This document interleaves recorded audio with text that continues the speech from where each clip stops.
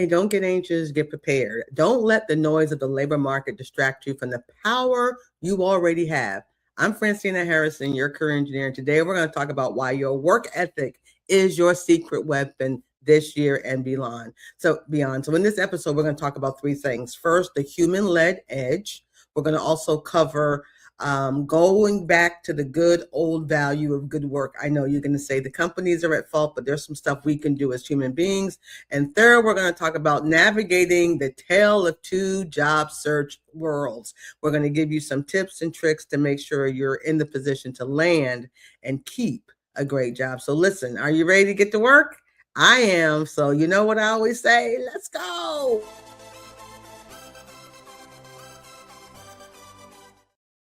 All righty, listen, make sure you check us out, tcenow.com. Like, comment, share, all that good stuff. And make sure you subscribe so you don't miss any valuable content that we're sharing with you to help you to rock and crush it in this or any economy. So let's get to work. So first thing I want to get to is this thing called what we're calling this month. I'm focusing on it this month, might even do a 2.0 next month, but it's this human-led edge. The human-led edge, and every human being's got one. Okay, so what I want us to focus on, and listen, please hit up my website, tcenow.com. I'm going to blog about this. I'm going to be texting about this. Make sure you join our SMS community because we really have the power. Now I'm telling y'all to let that lion out and let's use it. So this is what I mean by the human-led edge. There are certain things that AI cannot do. Okay, certain things they cannot do. So yes, use it to help you with repetitive tasks. Use it to help you to work smarter. Use it to help you to get sources and information. Please proofread and check them though, because AI does make mistakes. But it can't do the unique value of you. Okay, because you need to still shine in this economy. Yes, you. The things you bring to the table that folks cannot, this robot or whatever it is, cannot replace. Okay. Now, if the robot can replace everything about you, why does anybody need to pay you? That's a freebie. Take that, use it as you need to. So here are some things that right now the automation or the AI cannot do. Common sense. Let's give a round of applause for that thing called common sense. You have it. You've been raised with it. Grandmama and them, mama, daddy and them, big Flo, whoever is in the neighborhood and them. Common sense. It's a valuable tool in the day of AI, combined with your skill. This is the human-led edge, right? Your experiences, all of them, whether you have them from 9 to 5 or 5 to 9, you have experiences that helps you to be a great talent. You've got gifts. These are the things you just naturally do. You don't know how you do it. You don't know how the mechanisms work. It's part of your DNA, who you are. Use them. And hopefully you're in the right industry where your gifts, your talents, your experiences, your common sense can all come like this. Like it can be like so synergistic, right?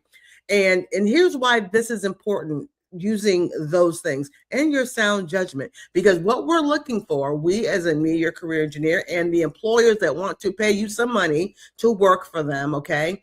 We're looking, I know you can, with AI, we can generate stuff quick, fast, and hurry.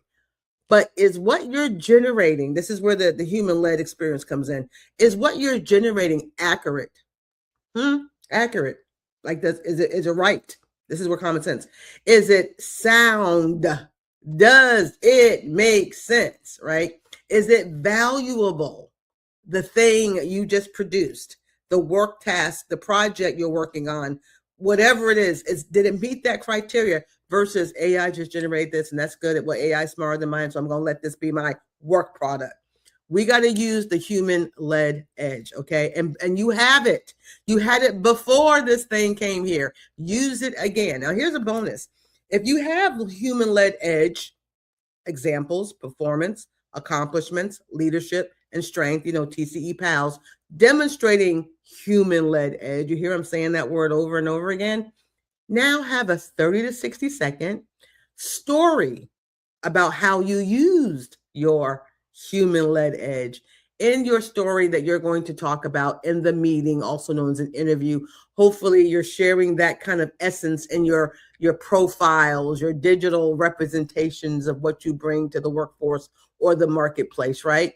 So your profiles, your resumes, there I should see some human-led edge language, content, performance.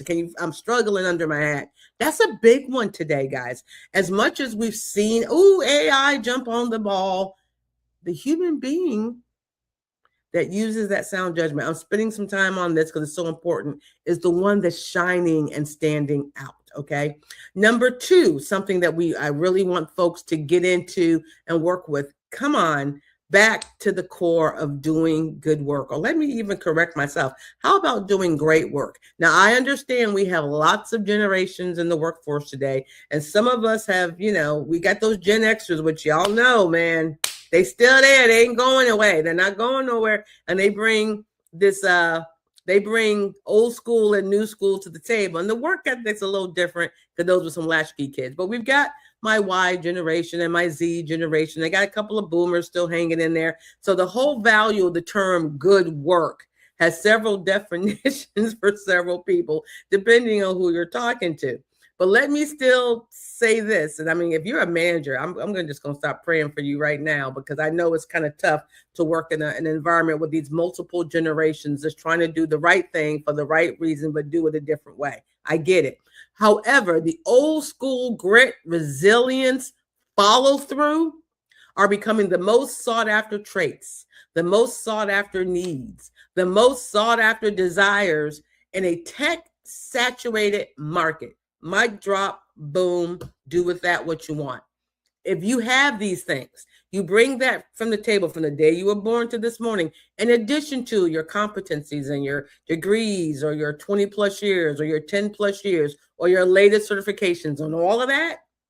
But to have that good old school, great work ethic, you have pride in your workmanship. You do QA, you proofread. I mean, I cannot tell you, as wonderful as this technology world is that we're in, and I love learning this new stuff. I mean, proofread what you've done or created before you send it out. And I'm not talking about the application to proofread. There's tons of it. Spell check. I get it. You got to use your own human eyes to make sure the digital eyeballs know what they're doing, because it may not know what you mean. It may know what you said, but it may not know what you mean. So we still have to do good old fashioned core work for that. Again, that initiative, the resilience, employers are craving that. And to guess what? Go to the job, do your job, just do your job. Just do your job. Okay. Do it to the satisfaction of you. I mean, we have some pride in what you do. Believe it or not, in the days of layoffs, downsizing, and things of that nature, if an employer has an opportunity to make a choice, they are going to keep the one that is demonstrating great work. I understand mergers, acquisitions, people have been cut, no fault of your own. You could be doing great work. We saw what happened in the federal government. But do you know there's still people working at the federal government who did not get downsized or let go? And there were choices. Yes, has management changed? Has the universe changed? Yes, it has. However, that good old work ethic, if you have that pride in production of the work you do, and it's right, it's accurate, you use common sense, sound judgment, you're not just, you get what I'm saying. Some of the things from the boomer and the Gen Xers, you might want to keep in your pocket, because it might be the thing that can help you not just get hired, but stay hired, okay? What's a great demonstration of this? Be able to demonstrate a high-value talent, that you're a high-value talent versus not being one. I mean, hey, if you're a high-end performer, yeah, you do a little extra. Not all. We're not asking you to work 15-hour days. We're not saying that. But I'm just saying you do a little more. I'm your career engineer. I always do a little more. I have to in this environment that we are in, because it makes a difference and it helps us to stand out. So be strategic with that. I'm not expecting you to do no 60 hours and get paid for 37 and a half. No one's saying that. But have some pride in your workmanship and the work that you've created, that you're going to hand in or hand off to whoever's next. And that really makes a big difference, okay? Number 3 that's important is this navigating of a tale of two job markets. There is 2 different and distinct job markets. And I'm laughing not because it's funny, because it isn't. It is not funny.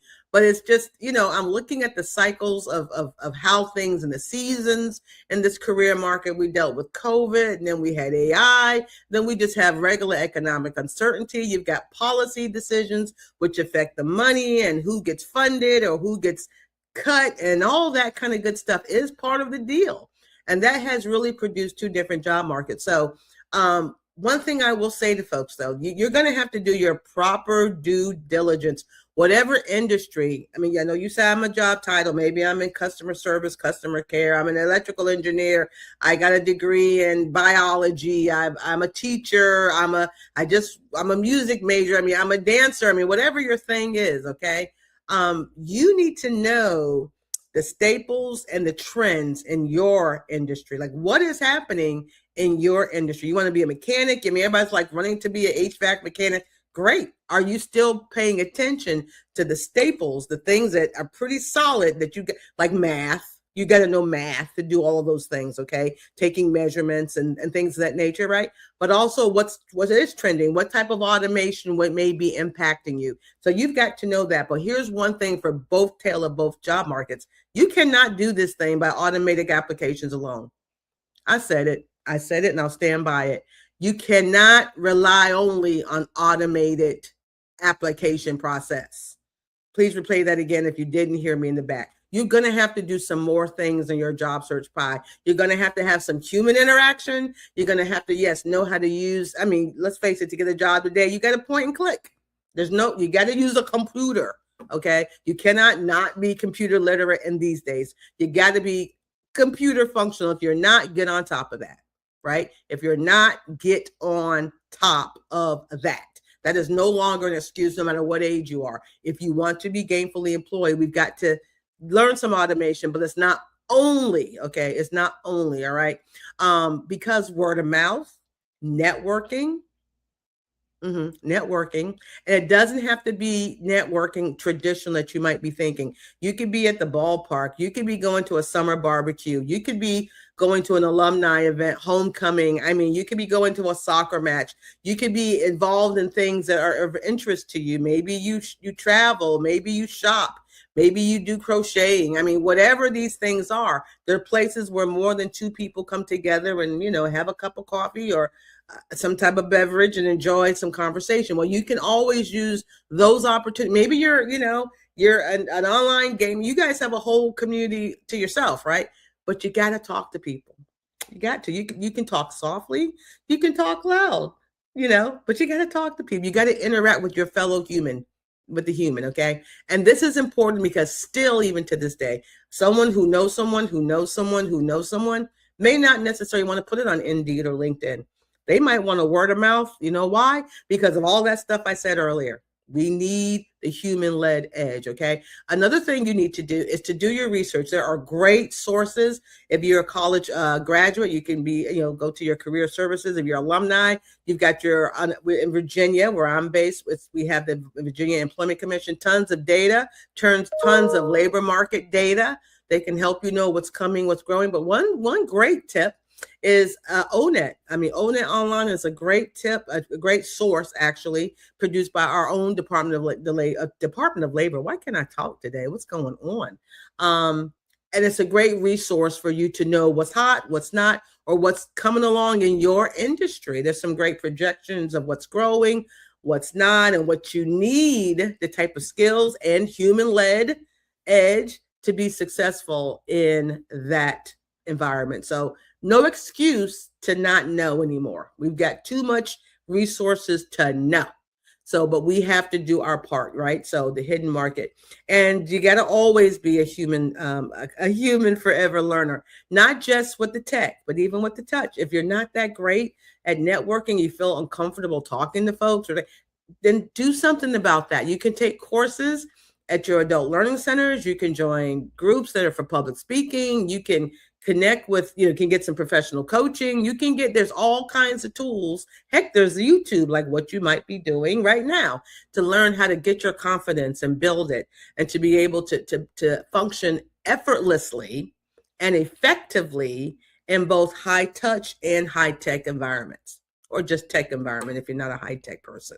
No excuse here. But you got to be committed to learning new things and applying those new things to your unique situation. Yeah, that's how we're going to work this. That's how we're going to land and keep a great job in the future. So again, I am your career engineer. Don't get anxious, get prepared.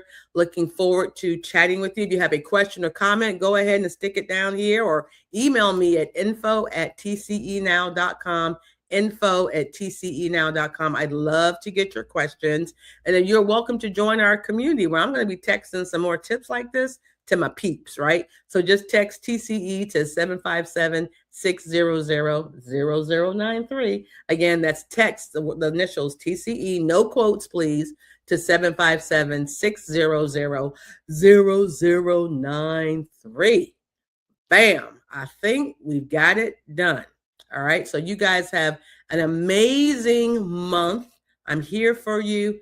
And remember, say this in your sleep. I am not anxious. I am prepared. God bless. Thanks for watching our Career Business Show. I hope you learned a lot about today's topic. If you enjoyed the show, please let me know by visiting our website, tcenow.com, and sending me an email. I'd love to